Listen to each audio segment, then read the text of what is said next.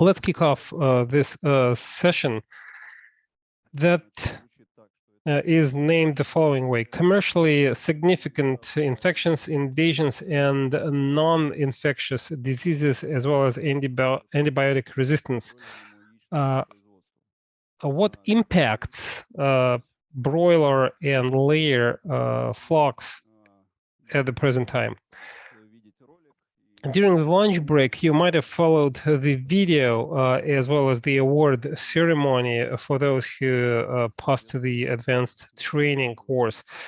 These participants were provided with the certificates. I'd like to invite to the stage and pass on the floor to Sergey Orlov. He's going to deliver two presentations. The first one is poultry industry, the current state and the future outlook.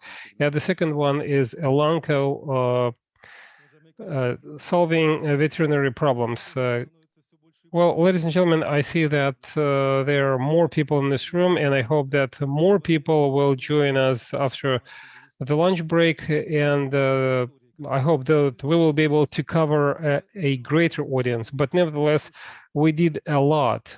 For the past day and a half, we followed various presentations. We had a wonderful field trip, and now you're in for more presentations, and there will be a gala dinner tonight. Please raise your hand if you represent poultry farms. Please raise your hand if you work at a poultry farm.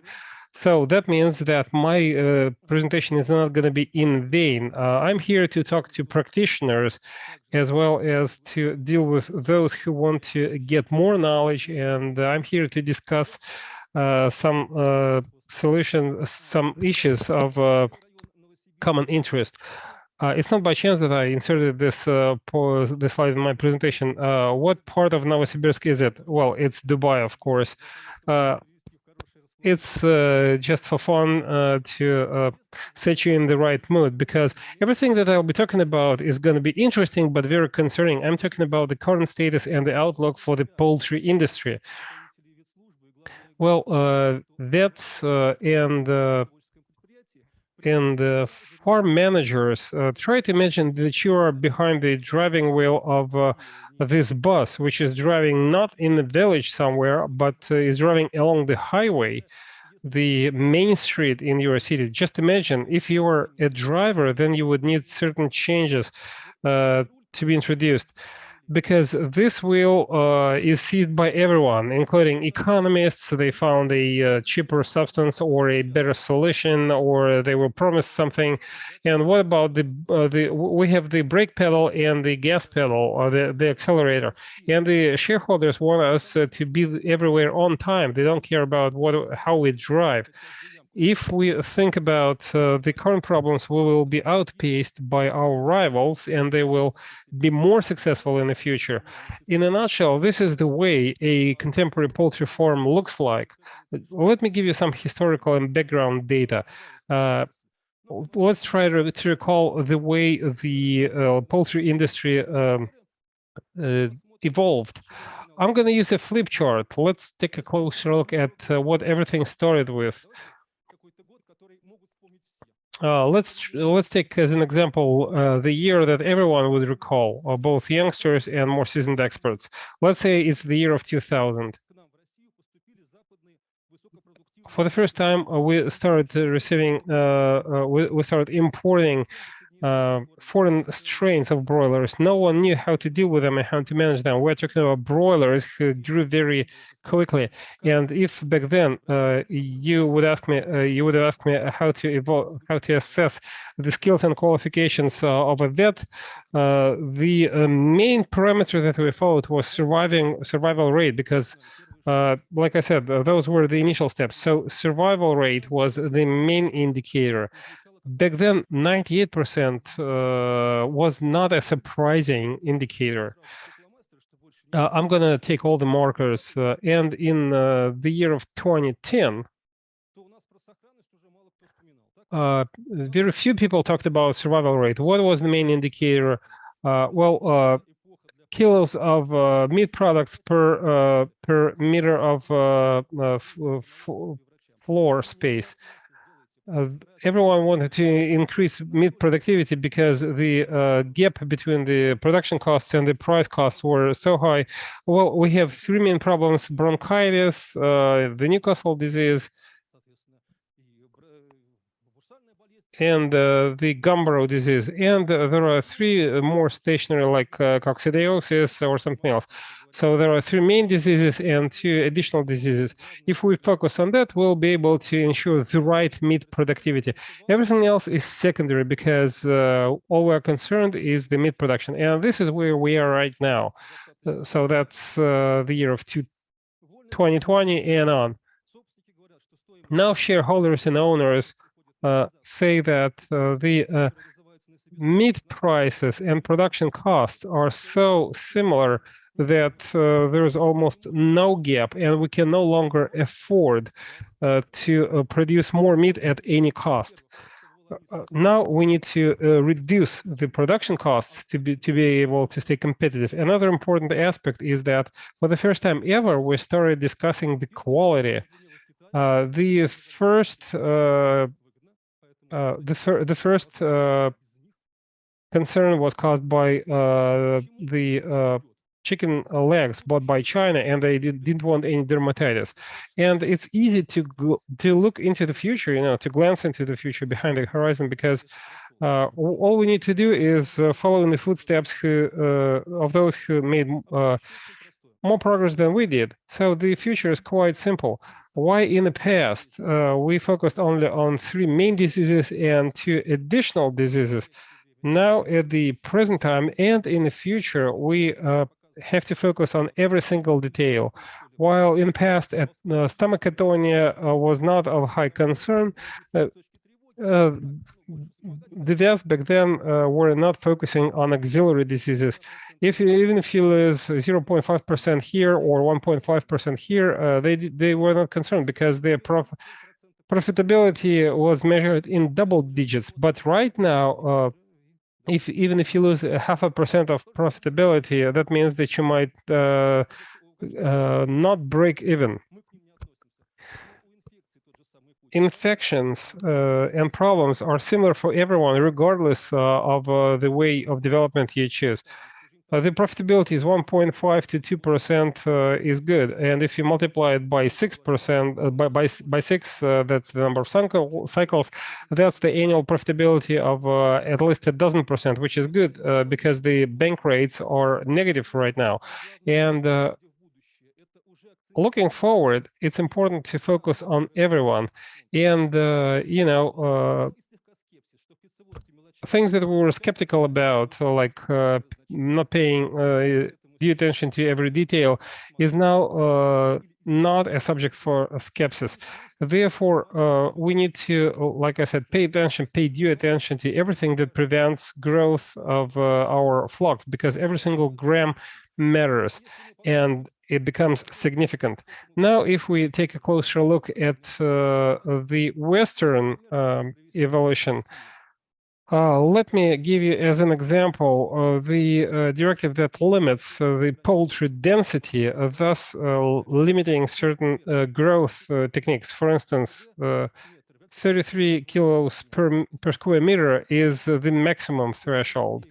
To get the right to produce 39 to 42 kilos per square meter, what you need to do is ensure 7 cycles in sequence, a survival rate of 97%, or the mortality of 3%, the pododermatitis of no more than 15%, the right to increase the density has to be deserved.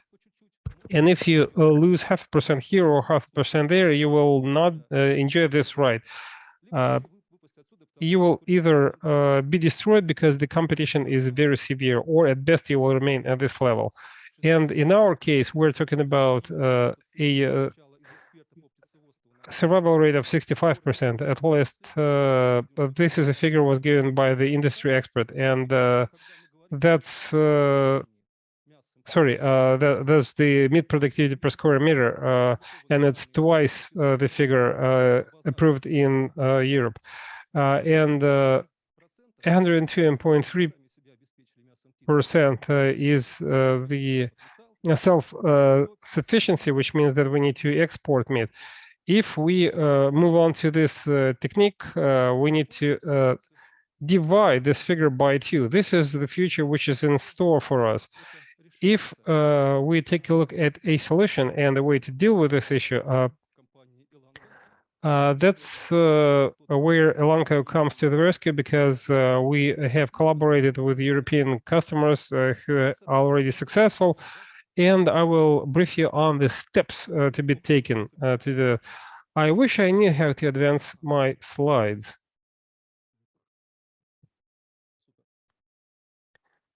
Excellent. Another funny photo. I know that it's a graveyard shift after lunch, and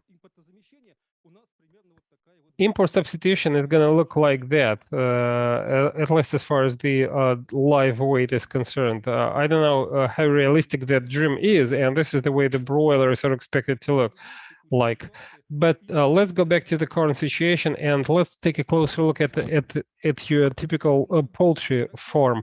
I guess this is a typical poultry farm. I took this photo with my own smartphone, so copyrights are not an issue.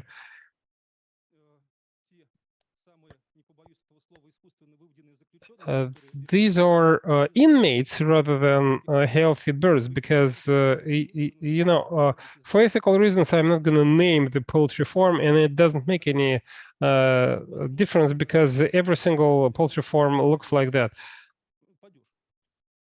Mortality looks like this. It goes like this and like this. In a nutshell, this is the mortality curve, because the density is too high. The poultry density is too high. 16, and 18 heads per square meter is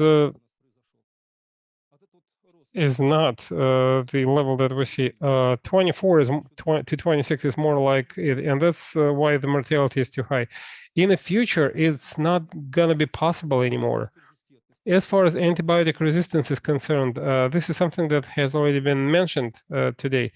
And let's try to draw a diagram on the flip chart.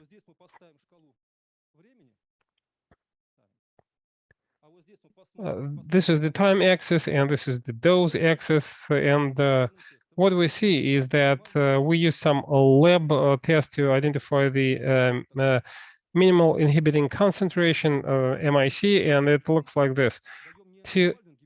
And of course, we don't use the minimal inhibiting concentration. We use a higher dose, and on the face of it, the problem is solved.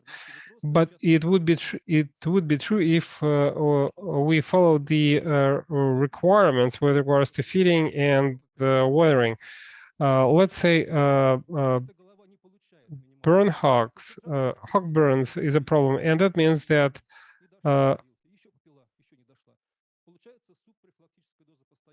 you get a sub prevention dose, and I don't need to explain it to you. And of course, you can raise the dose even further, but the bacteria will become resistant to it. Sooner or later, you will hit the cap when it becomes toxic for the poultry, but is no more effective against bacteria. And that's why we have these guidelines. It's not about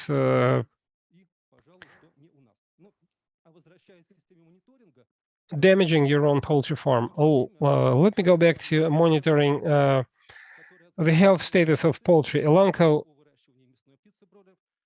Elanco developed 58 parameters or the so-called health tracking system to evaluate and monitor the health status of your poultry. Well, it contains things that you already have in your poultry farm. What do you pay attention to in the first place? Let's say it's a bursal sign, then the bursal disease might be the problem. And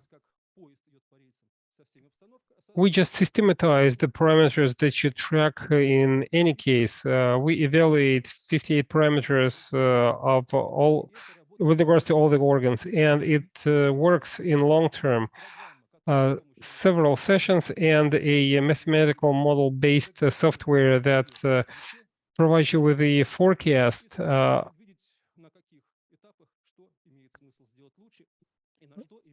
to focus your attention on the most important things. My presentation is more about inviting you to discuss this problem. You might want to invite our experts to your poultry farms. And if we find some common ground, you will use either the entire system or its components to assess the health status of your poultry or forecast the future situation by using the techniques that have proven its worth both in Russia and abroad. And that is especially true for countries who produce meat and want to be successful. In conclusion, it's worth mentioning that Elanco takes pride in having established such a great team. Things that I heard yesterday about our veterinary companies who have recently celebrated their 30-year anniversaries. Congratulations on that, and it's great to hear that. Our company will soon celebrate its 70th anniversary. So we've been out there in the market for a longer time, and we're happy to share our experience. Yesterday, someone asked a question at the plenary session. Someone asked the question of what is necessary to actively promote national products, and one of the answers was marketing. I don't know what this person meant by marketing, but I really hope that it was about having a deep knowledge of your product on when and where to use it and what the expected outcomes could be. Because, the conventional meaning of marketing is probably not suitable, because sometimes you see a bursal disease like that. I took this photo about 2 weeks ago at one of the poultry farms. They used a national vaccine against infectious bursal disease, IBD, and well, there is no such thing as a bad vaccine. All you need to know is when to apply it for it to be effective. And I really hope that the national poultry industry will become a success, and I really hope that the solutions that will be applied by it will benefit all of us. Once again, thank you for your attention, and I'm done. I'll be happy to take questions, if any. Thank you so much for your presentation and for raising such an interesting issue. I totally agree with you on the fact that it's a deadlock to try to increase the poultry density and meat production per square meter. We need to find the right balance between the number of the headcount in the hen house and the productivity. And this is something that our foreign counterparts have decided on a long time ago. Any questions? I have a practical question. The pathology classification system is a very interesting step forward, but I've worked with different companies, and they all offer their own systems, both for a fee and free of charge. But the most important problem is, how do we classify one bird if it has multiple pathologies? For instance, a single chicken might suffer from 5 different pathologies. How does your system account for that? Thank you for a very practical question. Indeed, it's really important. Well, 5 pathologies in a single chicken means that you have a very good and advanced poultry farm. Sometimes we find more diseases in a single bird. There are certain evaluation criteria. There is a scoring system. That much depends on the disease and the internal organ affected by the disease. And then a software program processes the data to identify the economic losses caused by one or other pathology or disease. It was a huge discovery for me to understand that stomach erosion has more significant economic impact than other diseases. So this is a rule of thumb software suite that evaluates evaluates the significance of pathologies. And of course, we get at least 5 heads from one age group. Are you talking about live birds? Yes, we evaluate average live birds. You said 56, no, it's 58 parameters. Is it for just one organ or for one bird? 58 parameters, 58 parameters per bird. So it's gastrointestinal tract, cardiovascular system, immunity, and so on and so forth. Because, well, I thought that you said 58 parameters per organ. I couldn't have it. I was unable to identify 58 parameters for evaluating just the spleen. Any other questions?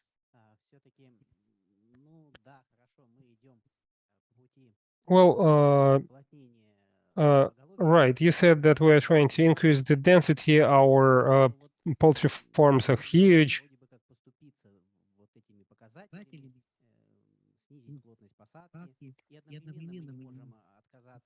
But we cannot start reducing the sanitary gap or the poultry density.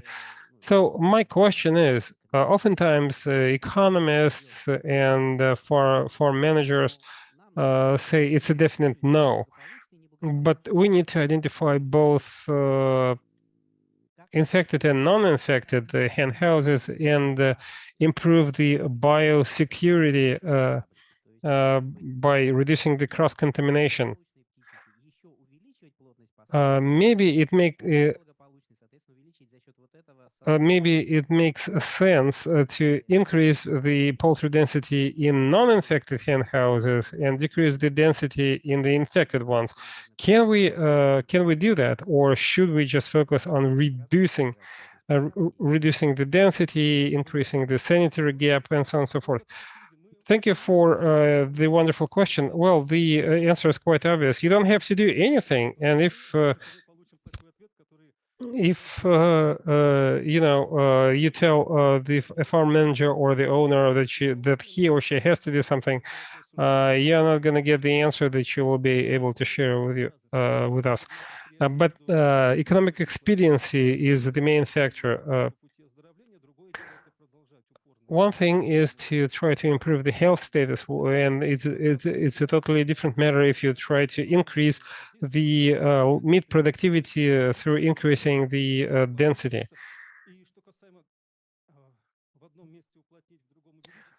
As for different hen houses and their density, I don't know whether it makes sense because, hen houses are very similar in a single farm. And I don't know whether it's going to work. As far as smart systems for monitoring and evaluating the health status are concerned, it's just a tool. It doesn't mean that you need to give up the backlog that you have established in your farm. We're not saying that this is the North Star, forget about the rest. No, this is just another tool that allows you to objectively evaluate the health status. If you see coccidiosis affecting or clostridiosis affecting your flocks, then there is a clear association that with the mortality. However, if you lose several grams of average daily gain, you often tend to miss it. And we express economic losses in monetary terms rather than in grams. It's just an additional tool. That's great. I believe that your system would help the emergence of virus infections. For instance, a new pathology affects a farm, and first it affects one or two hen houses. And a mathematical model that you offer would develop a pattern for this particular poultry farm. For instance, if you see performance indicators going down in a couple of hen houses, that would provide you with an opportunity to take timely actions to stop the process or curb the process.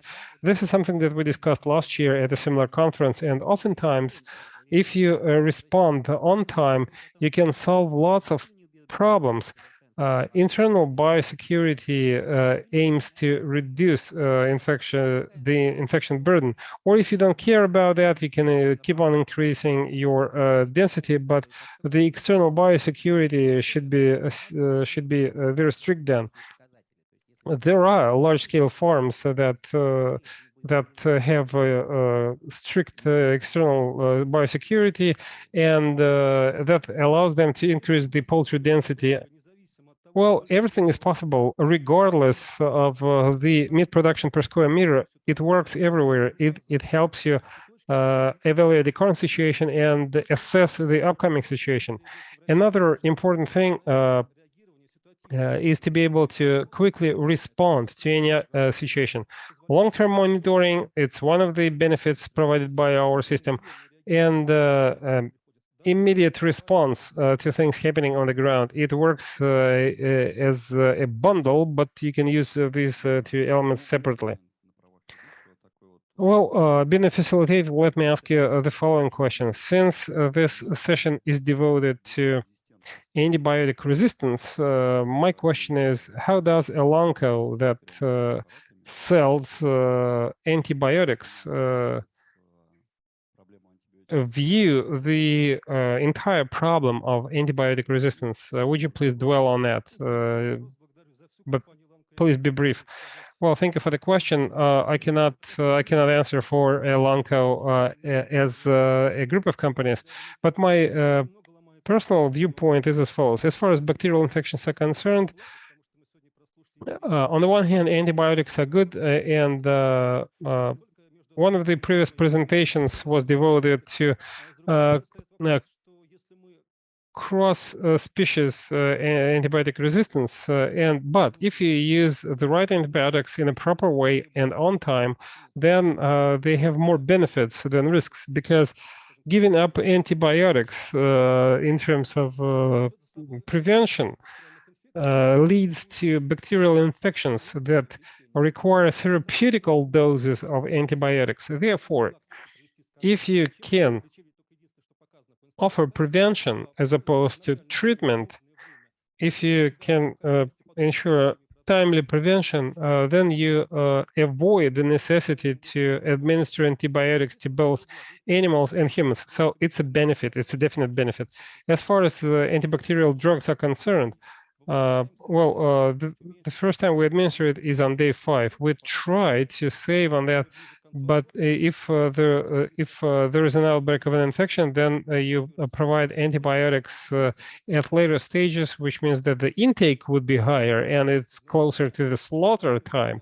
So my point is the right antibiotics at the right time is the good solution, but you should not give up antibiotics in general. Unfortunately, right now, this is not an option, but we'll see what happens in the future. I would tend to agree that you need to be smart in administering various drugs, including antibiotics. And I think you would agree with me if I say that we need comprehensive solutions that would combine both the right application of antibiotics, disinfectants, and other things that you mentioned when you talked about the management and care, animal care practices, like the right density per square meter, the right meat productivity per square meter. We don't want to create conditions that would prevent the growth of our poultry.